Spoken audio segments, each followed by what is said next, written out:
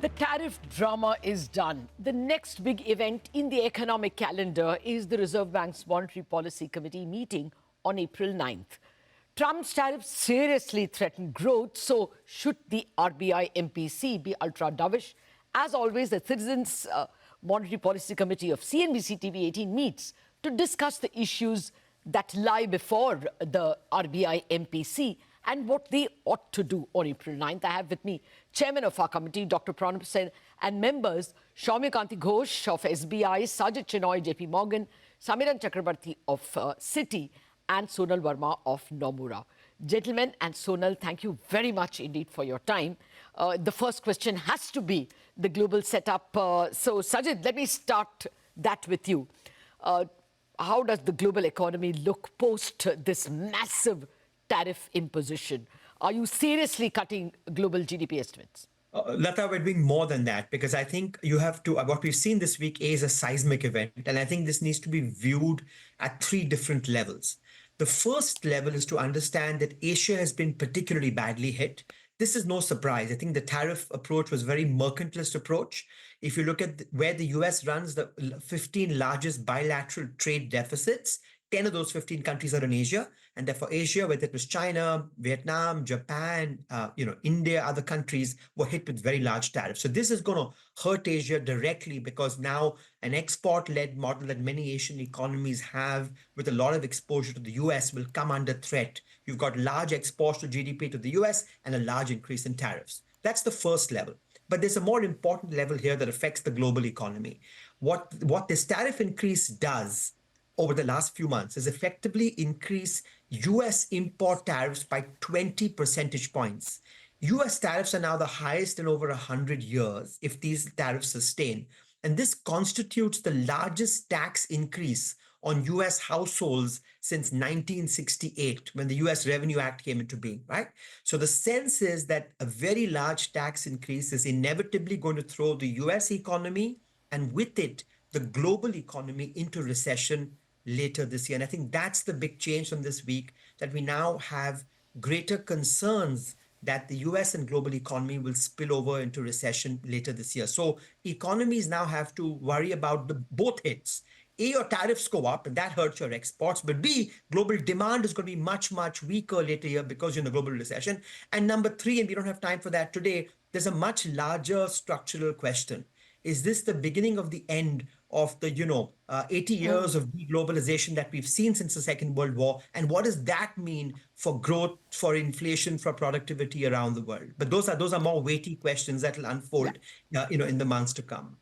Yeah, no, that's a debate for another day. But for the moment, the MPC is going to be faced with an extremely difficult global environment. Samiran, we were already worrying about our own growth. This is an added headwind. Do you think there is space for extra dovishness or even requirement for extra dovishness because of the global story? Thanks, Lata. I think the way MPC will probably look at it is that from a risk minimization perspective, now the downside risks to growth are much higher than the upside risks to inflation. That clearly opens up space for more easing. Our baseline is that we should see a 25 basis point of rate cut in this policy, along with a change in stance.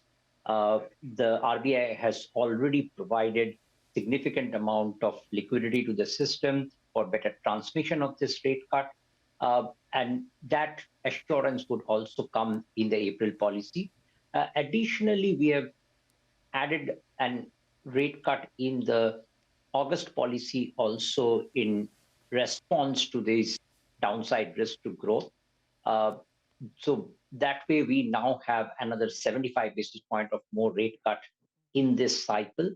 But we have also very clearly mentioned that we are entering a period where it is possible to imagine that the policy rates could stay below the neutral rate also, because this 75 basis point rate cuts will only take us close to a neutral rate of about 5.5%. So given our estimate that inflation is running close to 4%, but there is a possibility that we might want to go below neutral also. But like it's a very the world is in a state of flux. So I don't think policymakers will be very proactive always in this. Maybe to some extent they will wait for how these things unfold before taking that final call on whether to go below the neutral also or not. Okay. When we ask for your votes, let me see how many of them agree with you in terms of 3 more cuts or 4 more cuts. But let me first get the GDP numbers. That's also a forecast we will look for. Sonal, that question to you: will India's GDP growth number come under pressure? The Reserve Bank's current forecast, or February forecast for FY26, was 6.7. Will they have to lower it? Yes, we do think there's downside risk to the RBI's projection of 6.7%. Now, the direct impact on India because of US exposure is actually not that high. India's exports to US are about 2.1% of India's GDP. So the impact is manageable. But I think the indirect and sort of the second round effects are what could be more material because it's broadly a universal tariff that has been imposed, so global trade numbers are likely to get downgraded.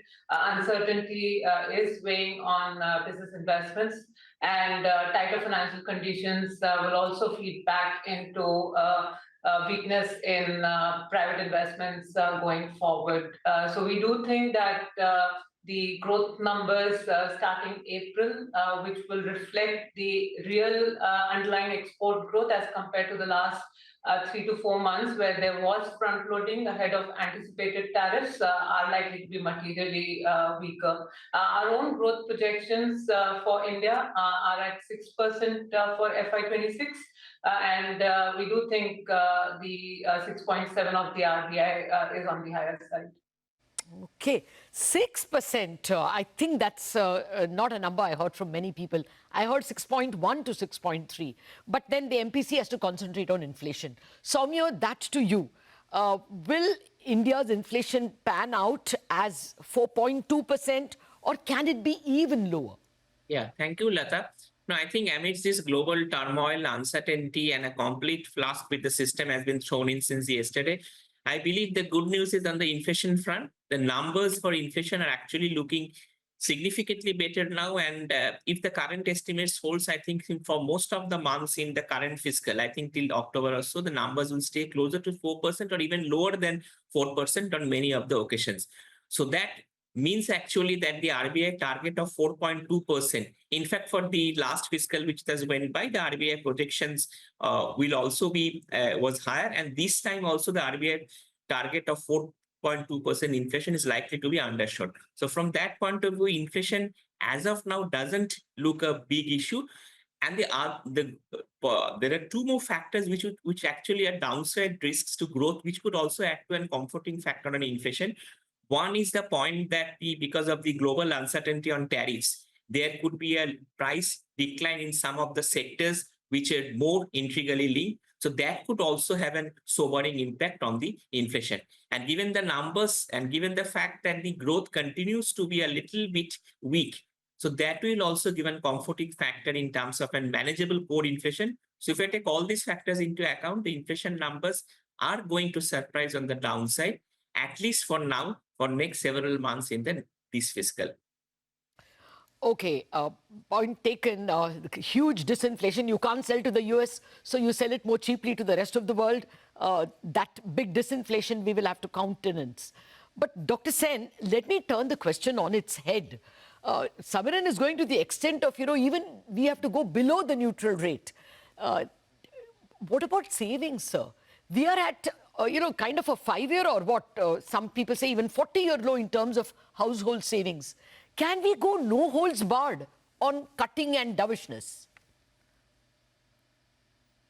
Yes, in a sense, we can, and we will probably need to do that. So here I agree with Samiran. We may actually need to go below. But this is not the time to do it. I mean, one has to think this through a little bit. You have to see what strategies different countries around the world are going to adopt, because there's going to be a wholesale change among almost all countries of the world in terms of the way they are going to plan their reaction to what has transpired. So yes, I think we should be prepared for lowering everything. Inflation, I completely agree with that. Inflation is likely to come down sharply, and this is not just about what's happening globally. It's also that if you really look around the world, the only country that really stands out as being able to grow on its own steam is India. Yeah. And so, when somebody talked about, I think, mentioned that the growth would be probably sub 6%, I think that's not a bad number, by the way, because other countries are looking at facing recessions. Yes. And I think we would be around the 6% mark purely on the basis of our own strengths. The point is, we shouldn't rush into anything until we see how things are evolving in the rest of the world. All right. Fair Taking point, sir. premature steps is, I think, a bad idea. Okay, I'm getting a sense that we may not get a unanimous vote in terms of a rate cut, but that will be after the break. We will get our MPC members to vote on the rate cut and the stance.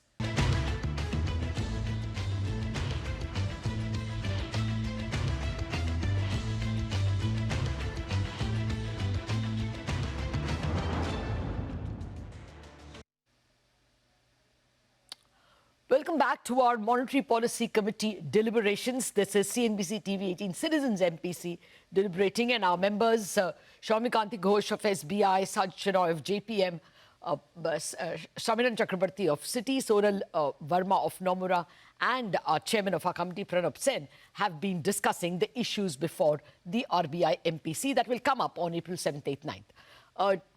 Let me start now a little more about inflation. Sajjid, actually that question to you. Soumya has pointed out that we'll probably undershoot even the 4.2% that the Reserve Bank has forecast. How much more? Can we even go below 4 given the global, disinflation and recession that we fear?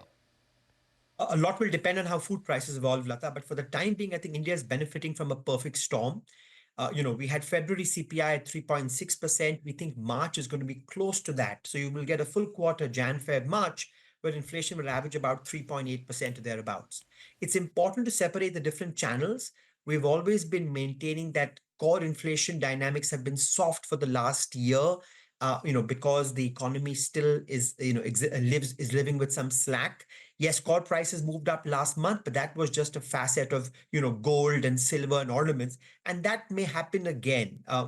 Gold prices may well be a safe haven. So one will have to look through those commodity price changes. But generally, the sense is core, is benign. And the fact that, as you alluded to, that China has got a lot of overcapacity, and the fact that now transshipment through the rest of the region to the US will not work out because other economies like Malaysia or Indonesia or Vietnam have been hit with very high tariffs, means China's got all this overcapacity, which is increasingly going to find its way into other Asian economies, and that's going to be disinflationary. So I think the concern really is not on core A.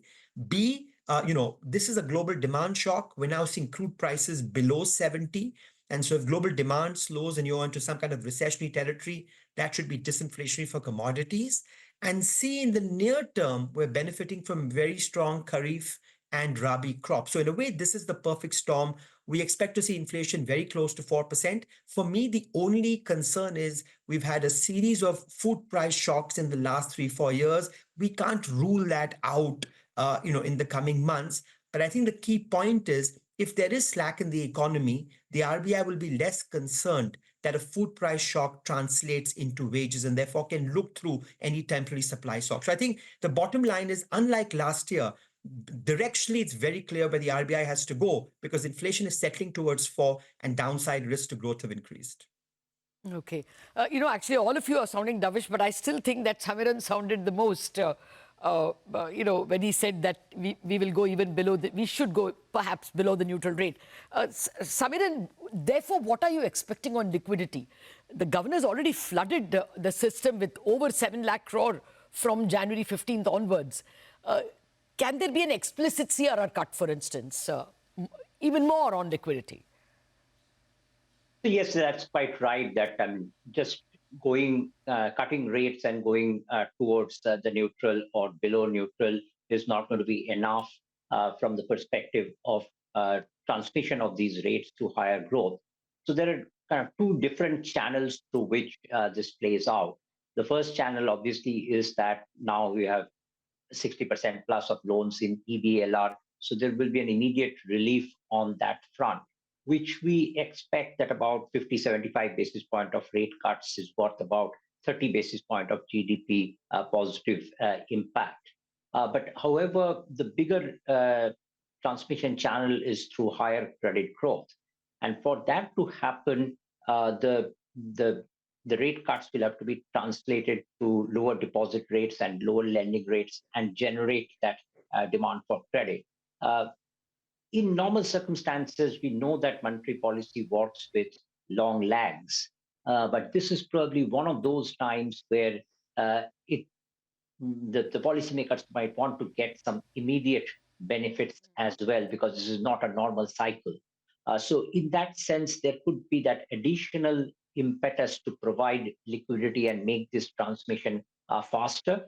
However, a large part of the OMOs we think is more substitutes for the VRRs that are going to mature very soon.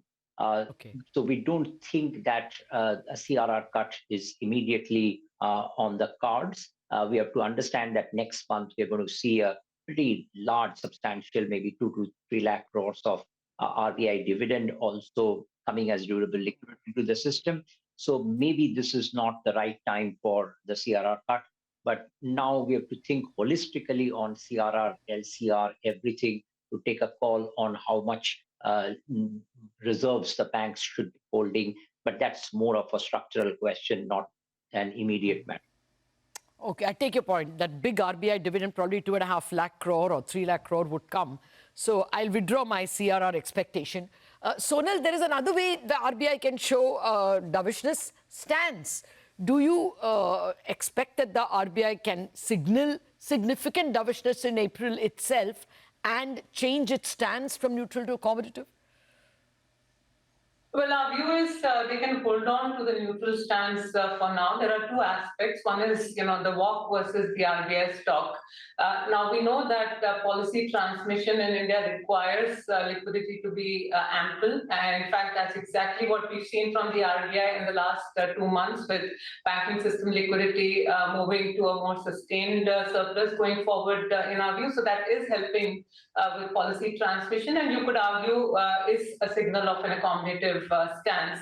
But whether formally the stance needs to change to accommodative or not is more a strategic question in my view. And typically in India's case, the qualitative guidance on stance can do the job of easing financial conditions once rate cuts and liquidity easing have done their job. So I think we can probably wait to change the stance, but for all fact, the rate cuts plus the liquidity easing have already, done that signaling. Okay, Soumya, the RBI already postponed the new LCR rules, the new project financing provisioning. They indicated a lot of dovishness with these actions in February itself. What is your sense? Overall stance, liquidity, rate, how can they show their dovishness and how much of it will they show? No, I think in terms of the liquidity, RBI actually has been doing a commendable job, because the liquidity, which was in significant surplus, had turned positive as on March 31. So I think over more than 1 trillion, the system was in surplus. So that's actually a positive move, because turning from a system of continuous deficit to surplus has been because of the significant liquidity injections over a point of time. But we must appreciate that this policy of providing adequate liquidity as a buffer for better transmission, the Reserve Bank actually could promise the markets or make or ensure that this liquidity continues to be remain in a surplus regime. There are significant liquidity injection coming in May, so the transmission has to be more effective. You must appreciate that last time when these rate hikes happened in the rate hike cycle, out of the 250 basis point rate hike, the deposit transmission was higher than 250 basis points, but the lending rate transmission was actually lower.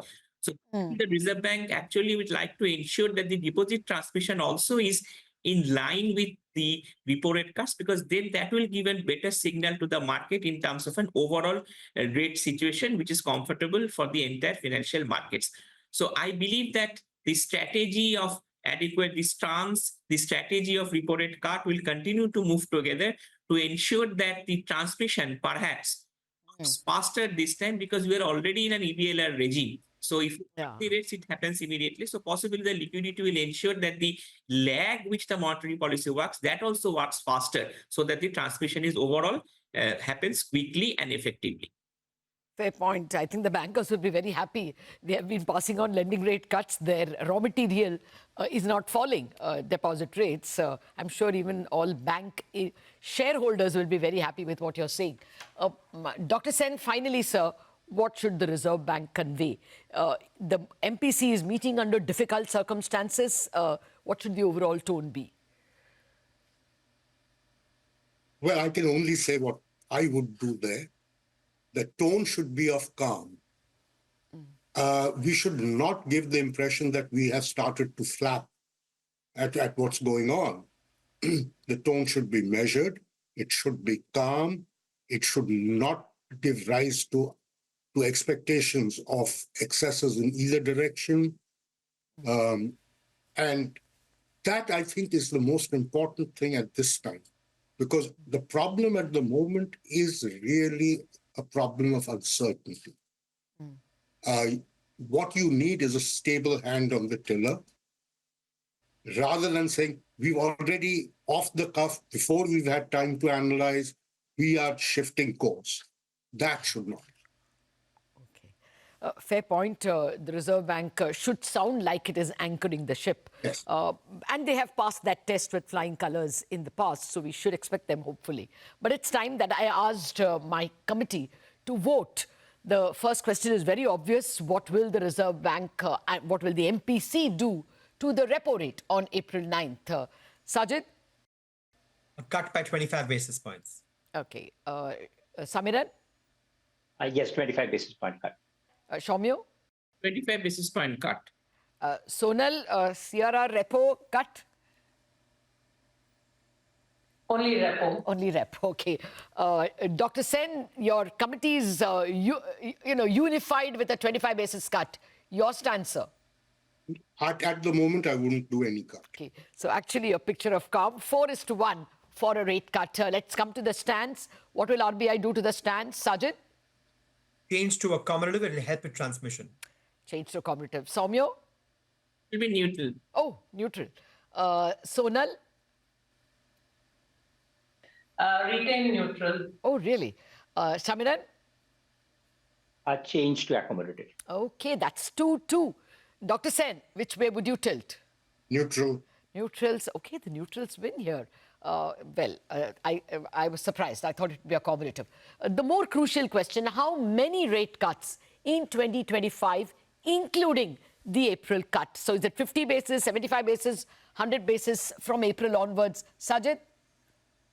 75 basis points with the risk of more, depending on the global economy. Okay, so 3 cuts, perhaps 4. Soumya? It's 3 cuts, maybe higher. 3 cuts, maybe 4. Samiran? Yes, 75 basis point. Okay. Possibility of more. Okay, 75 basis. Sonal? We're expecting 75 basis point in total. All right. Dr. Sen, in 2025, how many cuts, sir? 75 or more, but I would do it over less tranches instead of doing just 25 basis points at each go. Because the first time you do a cut, you need to send a message. Okay.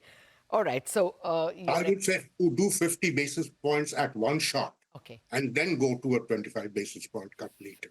Okay, so you're expecting 50 bips now. I thought you didn't want a cut. Not in April. Not in April. All right, got it, sir. Yeah. No cut in April, but a 50 basis cut as and when they start.